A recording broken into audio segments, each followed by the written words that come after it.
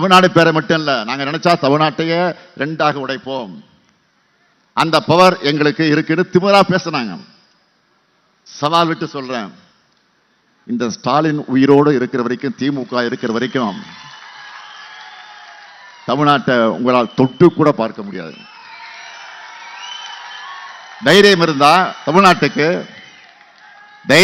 தமிழ்நாட்டுக்கு தட்சிண பிரதேச பேர் வைப்போம்னு சொல்லுங்க பார்ப்போம்.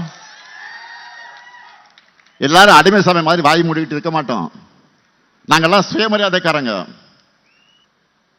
பெண்கள் எல்லாரும் எங்க அண்ணன் ஸ்டாலின் கொடுக்கிற சீர்னு அந்த உரிமையை பெருமையோடு எடுத்துக்கிட்டாங்க.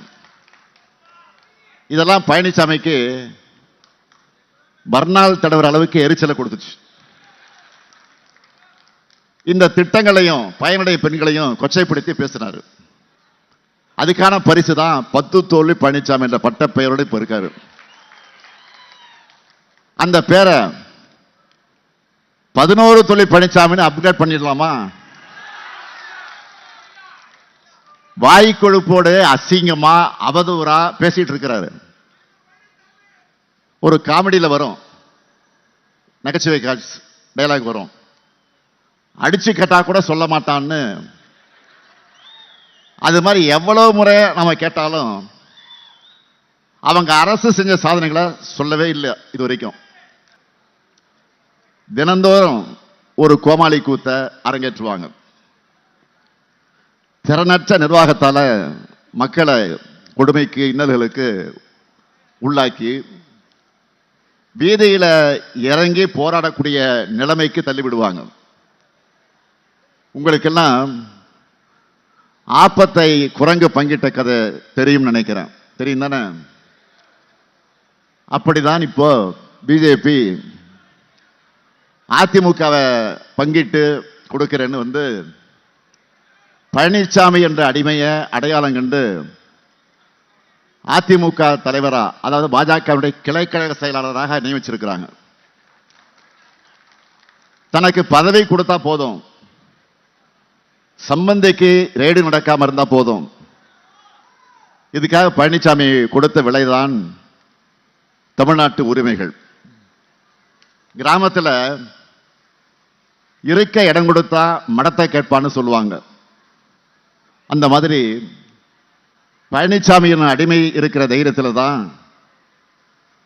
அதிமுகவை வச்சு என்டிஏ ஆட்சி நடத்துவோம், இந்திய திணிக்கிற மும்மொழி திட்டத்தை செயல்படுத்துவோம்னு பாஜகவினர் இஷ்டத்துக்கு பேசிக்கிட்டு இருக்காங்க.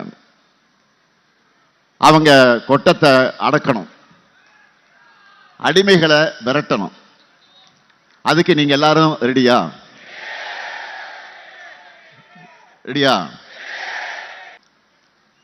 கூவத்தூர்ல தவழ்ந்து ஊழல்ல திளைச்சி உரிமைகளை தொலைச்சி தமிழ்நாட்டை நாசப்படுத்தின பழனிசாமி ஆட்சியில என்ன வளர்ச்சி பெற்றது? 0.07 0.07 தான், 0.7 தான் விழுக்காடு வளர்ச்சி. அதாவது வளர்ச்சியே நின்று போச்சு. ஆனா இன்றைக்கு 11.19 விழுக்காடு வளர்ச்சி. இந்தியாவுக்கே ரோல் மாடல். இது தமிழ்நாடுன்னு தலை நிமிர்ந்து கம்பீரமாக சொல்லக்கூடிய அளவுக்கு ஏராளமான திட்டங்களை நிறைவேற்றிக்கிட்டு இருக்கிறோம். நம்முடைய திராவிட மாடல் அரசோட திட்டங்களை பட்டியலிட்டு சொல்ல ஆரம்பிச்சேன்னா உங்களுக்கு ஒரு சந்தேகம் வந்துடும். என்னடா தேர்தல் பிரச்சாரத்துக்கு வந்த ஸ்டாலின் சாதனை விளக்க பொதுக்கூட்டம் மாத்திட்டாருன்னு நினைப்பீங்க. அந்த அளவுக்கு நாள் முழுக்க சொல்லிக்கிட்டே இருக்கலாம். முதல் நாள் ஆட்சிக்கு வந்து முதல் கையெழுத்து என்ன போட்டேன்? மகளிர் எல்லாரும் விடியல் பயணம் செய்யலாம்.